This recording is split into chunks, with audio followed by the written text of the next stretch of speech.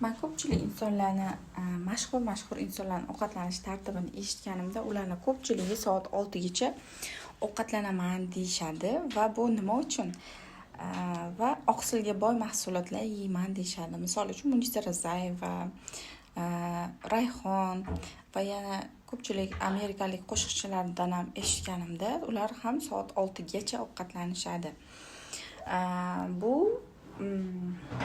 ertalabdan, misol uchun ertalabgacha bo'lgan jarayon 6 dan 6 gacha o'zi 12 soat bo'ladi. Agar ular keyin 8 da yoki 10 da ovqatlanishsa, bu 12 soatdan 14-16 soatgacha ochlik degani. Misol uchun kechki 6 gacha ovqatlandingiz va ertalab nonushtani soat 10 da qildingiz. Siz 14-16 soat davomida och bo'ldingiz degan.